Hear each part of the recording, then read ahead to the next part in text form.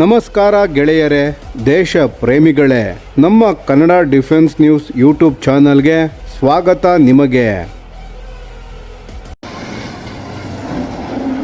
mounted on Ashok Leland JC.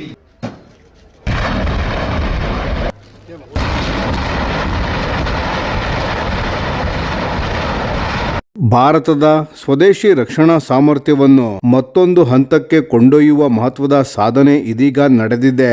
DRDO ಯಶಸ್ವಿಯಾಗಿ Pinaka long range guided rocket ಅನ್ನು LRGR ಅನ್ನು ಪರೀಕ್ಷಿಸಿದ್ದು, ಈ ಪರೀಕ್ಷೆಯಲ್ಲಿ ರಾಕೆಟ್ ತನ್ನ ಗುರಿಯನ್ನು ಅತ್ಯಂತ ನಿಖರವಾಗಿ ಹೊಡೆದು ಹೊಸ ಮೈಲುಗಲ್ಲನ್ನು ನಿರ್ಮಿಸಿದೆ. ಈ ಪರೀಕ್ಷೆಯು ಒಡಿಶಾದ ಇಂಟಿಗ್ರೇಟೆಡ್ ಟೆಸ್ಟ್ ರೇಂಜ್ ಚಾಂದಿಪುರದಲ್ಲಿ ಜುಲೈ 8, 2026ರಂದು ನಡೆಯಿತು. ವಿಶೇಷವಾಗಿ ಈ ಬಾರಿ ರಾಕೆಟ್ ಅನ್ನು 60 ಕಿಲೋಮೀಟರ್ನ ಮಿನಿಮಮ್ ರೇಂಜ್ ನಲ್ಲಿ ಪರೀಕ್ಷಿಸಲಾಯಿತು. ಸಾಮಾನ್ಯವಾಗಿ ಯಾವುದೇ ಕ್ಷಿಪಣಿ ಅಥವಾ ರಾಕೆಟ್ನ ಗರಿಷ್ಠ ದೂರವನ್ನು ಪರೀಕ್ಷಿಸುವುದು ಪ್ರಮುಖವಾಗಿರುತ್ತದೆ. ಆದರೆ ಅದೇ ಶಸ್ತ್ರಾಸ್ತ್ರವು ಕಡಿಮೆ ದೂರದಲ್ಲಿಯೂ ಅಷ್ಟೇ ನಿಖರವಾಗಿ ಗುರಿಯನ್ನು ಹೊಡೆಯಬಹುದೇ ಎಂಬುದು ಸೇನೆಗೆ ಅತ್ಯಂತ ಮುಖ್ಯ. ಇದುವರೆಗೆ ಪಿನಾಕಾ LRGR ಸುಮಾರು 120 ಕಿಲೋಮೀಟರ್ನ ವರೆಗೆ ದಾಳಿ ಮಾಡುವ ಸಾಮರ್ಥ್ಯವನ್ನು ಪ್ರದರ್ಶಿಸಿತ್ತು. ಆದರೆ ಈಗ ಅದನ್ನು ಕೇವಲ 60 ಕಿಲೋಮೀಟರ್ ದೂರದಲ್ಲಿರುವ ಗುರಿಯ ಮೇಲೂ ಪರೀಕ್ಷಿಸಿ ಸಂಪೂರ್ಣ ಯಶಸ್ಸು ಸಾಧಿಸಲಾಗಿದೆ. ಇದು ಸಾಮಾನ್ಯ ಪರೀಕ್ಷೆಯಲ್ಲ. ದೂರದ ಗುರಿಯನ್ನು ಹೊಡೆಯಲು ವಿನ್ಯಾಸಗೊಳಿಸಿದ ರಾಕೆಟ್ ಕಡಿಮೆ ದೂರದಲ್ಲೂ ಅಷ್ಟೇ ನಿಖರವಾಗಿ ಗುರಿ ತಲುಪಬೇಕಾದರೆ ತನ್ನ ವೇಗವನ್ನು ನಿಯಂತ್ರಿಸಿಕೊಂಡು ಮಧ್ಯದಲ್ಲೇ ಹಲವು ಇನ್ಫ್ಲೈಟ್ ಮ್ಯಾನುವರ್ಸ್ ಗಳನ್ನು ಅತ್ಯಂತ ನಿಖರವಾಗಿ ನಿರ್ವಹಿಸಬೇಕಾಗುತ್ತದೆ. ಈ ಪರೀಕ್ಷೆಯಲ್ಲಿ ರಾಕೆಟ್ ಪೂರ್ವ ನಿರ್ಧರಿತ ಟ್ರೆಜೆಕ್ಟರಿಯನ್ನು ಸಂಪೂರ್ಣವಾಗಿ ಅನುಸರಿಸಿ ಯಾವುದೇ ವ್ಯತ್ಯಾಸವಿಲ್ಲದೆ ಗುರಿಯನ್ನು ಟೆಕ್ಸ್ಟ್ ಬುಕ್ ಪ್ರಿಸಿಷನ್ ನೊಂದಿಗೆ ಹೊಡೆದಿದೆ. ಪರೀಕ್ಷೆಯ ಸಮಯದಲ್ಲಿ ಅಳವಡಿಸಲಾಗಿದ್ದ ಎಲ್ಲ ರೇಂಜ್ ಇನ್ಸ್ಟ್ರೂಮೆಂಟ್ಸ್ಗಳು ರಾಕೆಟ್ನ ಸಂಪೂರ್ಣ ಹಾರಾಟವನ್ನು ನಿರಂತರವಾಗಿ ಗಮನಿಸಿ ಅದರ ಕಾರ್ಯಕ್ಷಮತೆಯನ್ನು ಯಶಸ್ವಿಯಾಗಿ ದಾಖಲಿಸಿವೆ. ಈ ಪರೀಕ್ಷೆಯ ಮತ್ತೊಂದು ದೊಡ್ಡ ವಿಶೇಷತೆ ಏನೆಂದರೆ ಪಿನಾಕಾ ಲಾಂಚರ್ ಮುಂದೆ ಯಾವುದೇ ಡೆಡ್ ಝೋನ್ ಇಲ್ಲ ಎಂಬುದು ಸಾಬೀತಾಗಿದೆ. ಅಂದರೆ ಇದೇ ಲಾಂಚರ್ ನಿಂದ 60 ಕಿಲೋಮೀಟರ್ ನಿಂದ 120 ಕಿಲೋಮೀಟರ್ ವರೆಗಿನ ಯಾವುದೇ ಗುರಿಯ ಮೇಲೂ ಪ್ರತ್ಯೇಕ ವ್ಯವಸ್ಥೆ ಅಥವಾ ಹೆಚ್ಚುವರಿ ಉಪಕರಣಗಳ ಅಗತ್ಯವಿಲ್ಲದೆ ದಾಳಿ ನಡೆಸಬಹುದು. ಇದು ಯುದ್ಧ ಭೂಮಿಯಲ್ಲಿ ಭಾರತೀಯ ಸೇನೆಗೆ ಅತ್ಯಂತ ಹೆಚ್ಚಿನ ಕಾರ್ಯಾಚರಣೆಯ ಸ್ವಾತಂತ್ರ್ಯವನ್ನು ಒದಗಿಸುತ್ತದೆ. ಇನ್ನೊಂದು ಪ್ರಮುಖ ವಿಷಯವೆಂದರೆ ಇದೇ ಸೇವೆಯಲ್ಲಿರುವ ಪಿನಾಕಾ ಲಾಂಚರ್ ನಿಂದ ವಿವಿಧ ದೂರದ ಪಿನಾಕಾ ರಾಕೆಟ್ ಗಳನ್ನು ಉಡಾಯಿಸಬಹುದೆಂಬುದನ್ನು ಈ ಪರೀಕ್ಷೆಯು ಮತ್ತೊಮ್ಮೆ ಸಾಬೀತುಪಡಿಸಿದೆ.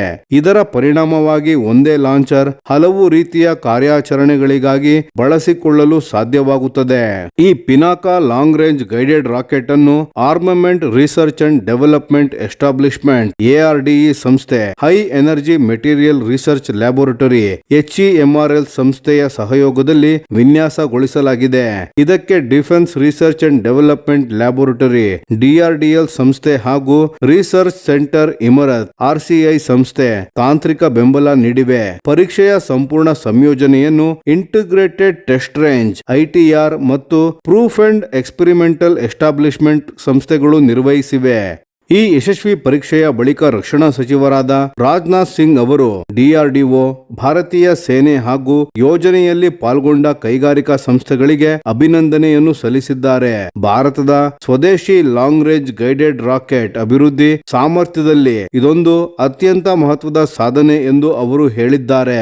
DRDO ಚೇರ್ಮನ್ ಹಾಗೂ ರಕ್ಷಣಾ ಕಾರ್ಯದರ್ಶಿಯಾದ ರಾಜೇಶ್ ಕುಮಾರ್ ಸಿಂಗ್ ಅವರು ಈ ಪರೀಕ್ಷೆಯನ್ನು ನಿಕಟವಾಗಿ ಗಮನಿಸಿ ವಿಜ್ಞಾನಿಗಳು, ಇಂಜಿನಿಯರ್ ಮತ್ತು ಎಲ್ಲಾ ತಂಡಗಳನ್ನು ಅಭಿನಂದಿಸಿದ್ದಾರೆ. ಇದರ ನಡುವೆ ಭಾರತದ ಪ್ರಮುಖ ರಕ್ಷಣಾ ಉತ್ಪಾದನಾ ಸಂಸ್ಥೆಯಾದ ಸೋಲಾರ್ ಇಂಡಸ್ಟ್ರೀಸ್ ಕೂಡ ಮಹತ್ವದ ಹೆಜ್ಜೆ ಇಟ್ಟಿದೆ. ಸ್ನೇಹಿತರೆ, ಕಂಪನಿಯು ದಕ್ಷಿಣ ಆಫ್ರಿಕಾದಲ್ಲಿ ತನ್ನ ಸಂಪೂರ್ಣ ಸ್ವಾಮ್ಯದ ಹೊಸ ಘಟಕವನ್ನು ಆರಂಭಿಸುತ್ತಿದ್ದು, ಭಾರತದ ರಕ್ಷಣಾ ಉತ್ಪಾದನೆಯನ್ನು ಜಾಗತಿಕ ಮಟ್ಟಕ್ಕೆ ವಿಸ್ತರಿಸುವ ದಿಕ್ಕಿನಲ್ಲಿ ಇದು ಪ್ರಮುಖ ಬೆಳವಣಿಗೆಯಾಗಿದೆ. ಭಾರತ ಸರ್ಕಾರ ರಕ್ಷಣಾ ಉತ್ಪಾದನೆಯಲ್ಲಿ ಸ್ವಾವಲಂಬನೆಯನ್ನು ಸಾಧಿಸಲು ವೇಗವಾಗಿ ಮುಂದುವರಿಯುತ್ತಿದೆ. ಪಾಸಿಟಿವ್ ಇಂಡಿಜಿನೈಸೇಷನ್ ಲಿಸ್ಟ್ ನ ಮೂಲಕ ಹೆಚ್ಚಿನ ಶಸ್ತ್ರಾಸ್ತ್ರಗಳನ್ನು ದೇಶದಲ್ಲೇ ಅಭಿವೃದ್ಧಿಪಡಿಸಿ ಉತ್ಪಾದಿಸುವ ಗುರಿಯನ್ನು ಹೊಂದಿದ್ದು, 2025 ಹಾಗೂ 26ರ ಹಣಕಾಸು ವರ್ಷದ ವೇಳೆಗೆ ಸುಮಾರು 1.75 ಲಕ್ಷ ಕೋಟಿ ರೂಪಾಯಿಗಳ ರಕ್ಷಣಾ ಉತ್ಪಾದನಾ ವಹಿವಾಟು ಸಾಧಿಸುವ ಗುರಿಯೊಂದಿಗೆ ಕಾರ್ಯನಿರ್ವಹಿಸುತ್ತಿದೆ. ಇದೇ ವೇಳೆ DRDO ಈಗಾಗಲೇ 300 ಕಿಲೋಮೀಟರ್ ಹಾಗೂ 450 ಕಿಲೋಮೀಟರ್ ವ್ಯಾಪ್ತಿಯ ಹೊಸ ಪಿನಾಕ ಆವೃತ್ತಿಗಳ ಅಭಿವೃದ್ಧಿಯ ಮೇಲೆ ಕೆಲಸ ಮಾಡುತ್ತಿದೆ. ಈ ಯೋಜನೆಗಳು ಯಶಸ್ವಿಯಾದರೆ ಭಾರತೀಯ ಸೇನೆಯ ದೂರ ಪ್ರಹಾರ ಸಾಮರ್ಥ್ಯ ಇನ್ನಷ್ಟು ಬಲವಾಗಲಿದೆ. ಪ್ರಸ್ತುತ ಭಾರತೀಯ ಸೇನೆಯಲ್ಲಿ ಬಳಸಲಾಗುತ್ತಿರುವ Pinaka multi barrel rocket launcher ಅತ್ಯಂತ ಶಕ್ತಿಶಾಲಿ ರಾಕೆಟ್ ಆರ್ಟಿಲರಿ ಸಿಸ್ಟಮ್ ಆಗಿದೆ. ಇದು ಹೆಚ್ಚಿನ ಚಲನಶೀಲತೆಯ ಟ್ರಕ್ ಆಧಾರಿತ ವ್ಯವಸ್ಥೆಯಾಗಿದ್ದು ಶತ್ರುಗಳ ಪಡೆಗಳು, ಆರ್ಟಿಲರಿ ಪೊಸಿಷನ್ಸ್, ಬಂಕರ್ಗಳು ಹಾಗೂ ಲಾಜಿಸ್ಟಿಕ್ಸ್ ಕೇಂದ್ರಗಳ ಮೇಲೆ ಅತಿ ಕಡಿಮೆ ಸಮಯದಲ್ಲಿ ಭಾರಿ ಪ್ರಮಾಣದ ದಾಳಿಯನ್ನು ನಡೆಸುವ ಸಾಮರ್ಥ್ಯ ಹೊಂದಿದೆ. ಒಂದು ಪಿನಾಕ ಬ್ಯಾಟರಿಯಲ್ಲಿ 6 ಲಾಂಚರ್ಗಳು ಇರುತ್ತವೆ. ಇವು ಕೇವಲ 44 ಸೆಕೆಂಡುಗಳಲ್ಲಿ 72 ರಾಕೆಟ್ಗಳನ್ನು ಉಡಾಯಿಸುವ ಸಾಮರ್ಥ್ಯವನ್ನು ಹೊಂದಿದ್ದು ಸುಮಾರು 1000 ಮೀಟರ್ ಇಂಟು 800 ಮೀಟರ್ ಪ್ರದೇಶವನ್ನು ಸಂಪೂರ್ಣವಾಗಿ ಆವರಿಸುವಷ್ಟು ಪ್ರಬಲ ದಾಳಿಯನ್ನು ನಡೆಸಬಲ್ಲವು. ಪಶ್ಚಿಮ ಮತ್ತು ಉತ್ತರ ಗಡಿಗಳಲ್ಲಿ ಭಾರತೀಯ ಸೇನೆ ತನ್ನ ಆರ್ಟಿಲರಿ ಸಾಮರ್ಥ್ಯವನ್ನು ವೇಗವಾಗಿ ವಿಸ್ತರಿಸುತ್ತಿದ್ದು ಈ ವರ್ಷದ ಅಂತ್ಯದ ಒಳಗೆ ಇನ್ನಷ್ಟು ಪಿನಾಕ ವ್ಯವಸ್ಥೆಗಳು ಸೇನೆಗೆ ಸೇರ್ಪಡೆಯಾಗುವ ನಿರೀಕ್ಷೆ ಇದೆ.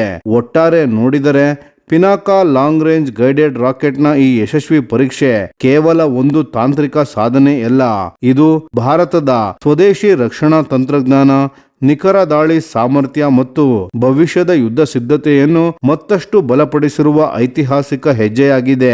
ಈ ಮಹತ್ವದ ಬೆಳವಣಿಗೆಯ ಬಗ್ಗೆ ನಿಮ್ಮ ಅಭಿಪ್ರಾಯವೇನು ಸ್ನೇಹಿತರೆ? ಪಿನಾಕ ಮುಂದಿನ ದಿನಗಳಲ್ಲಿ ವಿಶ್ವದ ಅತ್ಯುತ್ತಮ ರಾಕೆಟ್ ಆರ್ಟಿಲರಿ ಸಿಸ್ಟಮ್ಸ್ಗಳಲ್ಲಿ ಒಂದಾಗಬಹುದೇ? ನಿಮ್ಮ ಅಭಿಪ್ರಾಯವನ್ನು ದಯವಿಟ್ಟು ಕಾಮೆಂಟ್ನಲ್ಲಿ ತಿಳಿಸಿ. ಧನ್ಯವಾದಗಳು.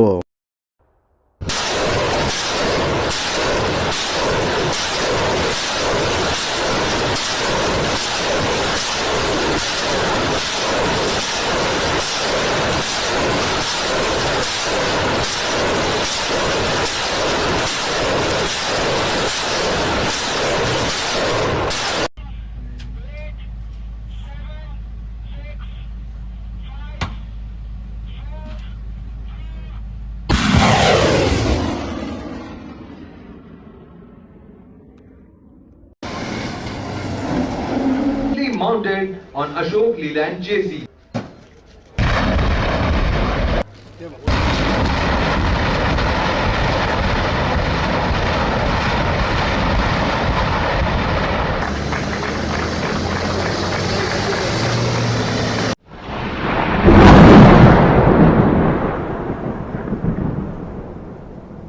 ಈ ವಿಡಿಯೋ ನಿಮಗೆ ಇಷ್ಟವಾಗಿದ್ದರೆ ಲೈಕ್ ಮಾಡಿ ಮತ್ತು ನಮ್ಮ ಚಾನೆಲ್ ಅನ್ನು ಸಬ್ಸ್ಕ್ರೈಬ್ ಮಾಡಿ ಹಾಗೂ ಬೆಲ್ ಐಕಾನ್ ಒತ್ತಿ. ಯಾವ ಅಪ್ಡೇಟ್ಗೂ ಮಿಸ್ ಆಗಬೇಡಿ. ಡಿಫೆನ್ಸ್ ಸುದ್ದಿಗಳನ್ನು ತ್ವರಿತವಾಗಿ ಪಡೆಯಿರಿ. ನಿಮ್ಮ ಬೆಂಬಲವೇ ನಮ್ಮ ಶಕ್ತಿ. ಭಾರತ ಬಲಿಷ್ಠವಾಗಲಿ ಎಂದು ಆಶಿಸುತ್ತಾ ಭಾರತ ಮಾತೆಗೆ ಜೈ. ಧನ್ಯವಾದಗಳು.